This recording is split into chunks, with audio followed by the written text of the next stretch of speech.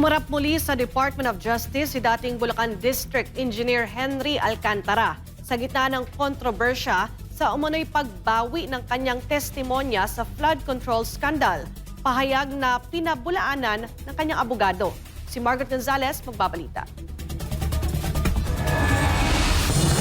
Gwardyado pa rin ng gobyerno si dating Bulacan District Engineer Henry Alcantara nang muli itong humarap sa Department of Justice o DOJ para sa regular na pagpupulong kaugnay ng aplikasyon nito sa Witness Protection Program o WPP.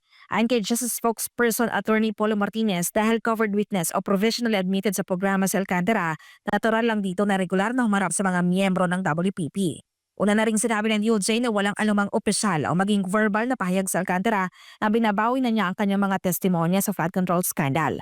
Nang tinanong naman ng media si Alcantara kaugnay ng napabalitang recantation nito, ang dating district engineer hindi sumagot. Pero ang kanyang abogado na si Attorney Enil Joven sa isang press release, opisyal na sinabing walang nire-recant ng kanyang kliyente.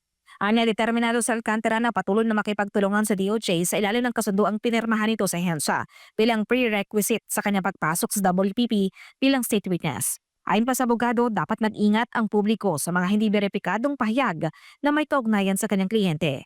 Matatandaan na maliban sa mga testimonya ay nagbalik na rin ang daang milyong piso sa Alcantara mula sa nakuha nitong pera sa flood control projects bilang bahagi ng restitution.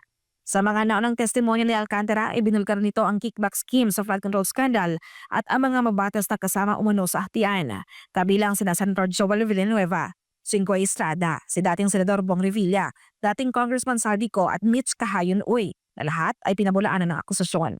Isinawalat din niya na dawit sa anomalya si dating DPWH Undersecretary Roberto Bernardo.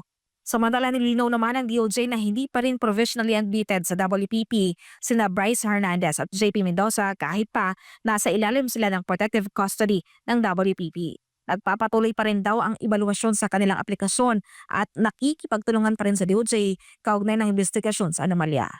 Para sa Diyos at Pilipinas kumahal, Margaret Gonzalez, SMN9 News.